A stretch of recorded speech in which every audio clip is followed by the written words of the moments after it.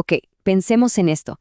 ¿Y si uno de los textos más influyentes de la historia no fuera solo un montón de historias, sino una obra de arquitectura?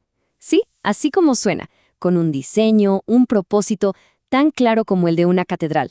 Bueno, hoy nos metemos de lleno a explorar la fascinante estructura interna de la Biblia. Y para arrancar, una pregunta que parece súper simple, pero que créanme, lo cambia todo. Cuando hablamos de la Biblia, ¿de verdad estamos hablando de un solo libro? Pues no, la respuesta es un rotundo no. En realidad, se parece muchísimo más a una biblioteca entera, o sea, una colección de escritos compilados durante siglos con una diversidad de estilos y géneros literarios que es de no creer. Ok, perfecto. Si es una biblioteca, entonces, ¿cuál es su plano? ¿Cómo está armada? ¿Qué nos dice su propia estructura sobre el mensaje que guarda adentro? A ver, vamos a desglosar esto.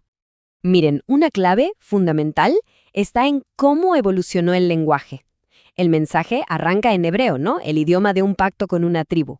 Después, con el exilio, la cosa cambia y pasa al arameo, la lengua de la diáspora. Y al final, culmina en griego koiné, que era el idioma común del Imperio Romano. Y esto, ojo, no es ninguna casualidad. Es literalmente la historia de cómo un pacto local se va convirtiendo en un mensaje para todo el mundo.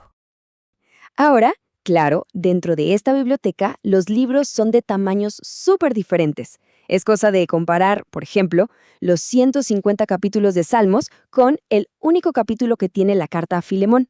Entonces, ¿el tamaño importa? ¿La extensión define qué tan importante es un texto?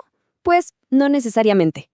Y acá está el punto clave, el meollo del asunto. Dentro del canon, cada texto, no importa qué tan largo o corto sea, tiene una autoridad total y completa.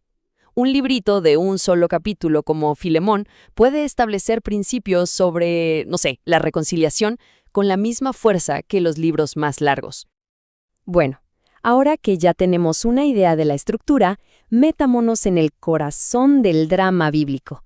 Porque, a ver, para entender la solución que se plantea, primero hay que entender cuál es el problema de fondo que vieron los profetas. Y aquí la figura central es el Naví, o sea, el profeta. Pero ojo, su trabajo no era tanto el de adivinar el futuro, como a veces se cree. No, su función era ser un portavoz de Dios, el encargado de hacer un diagnóstico, por así decirlo, de la salud moral y espiritual del pueblo. Y si hablamos de profetas, pocos fueron tan dramáticos como Ezequiel. Este hombre era un caso. Durante el exilio en Babilonia, se ponía a hacer actos públicos, una especie de teatro callejero súper simbólico, para que nadie, pero absolutamente nadie, pudiera hacerse el distraído con la seriedad de sus advertencias. El diagnóstico de Ezequiel y de los otros profetas fue al hueso, súper directo. El problema no está afuera, está adentro. Lo llamaron el corazón de piedra. ¡Qué metáfora tan potente! Es un símbolo de la terquedad, de la rebelión, de esa incapacidad que tenemos para cumplir el pacto. Así que la única solución real tenía que ser una transformación total, desde el interior. Y justo esto nos lleva de la advertencia a la promesa. Porque este conflicto central no queda ahí, en el aire, no. Los mismos profetas que anunciaron el juicio son los que también proclamaron una solución que venía de Dios. Un giro espectacular en la historia. Y en uno de los pasajes más fuertes, Ezequiel lo dice con todas las letras. A ver, no está hablando de una simple mejora moral, de portarse mejor. No, habla de un trasplante espiritual, de sacar ese corazón de piedra y poner uno nuevo, un corazón de carne, uno que sí pueda responder a Dios. O sea, una regeneración completa. Y lo más interesante de todo esto es el porqué, la motivación. La profecía deja clarísimo que esta restauración no es un premio por arrepentirse o por portarse bien. No, es un acto que Dios hace por su propia cuenta, para defender su propio nombre y para demostrar quién es Él frente a todas las naciones. Ok, con esa promesa increíble en la cabeza, peguemos un salto hasta el final de la biblioteca. Vámonos a la culminación de toda la historia. Esa visión apocalíptica de una nueva creación y su ciudad capital, la Nueva Jerusalén.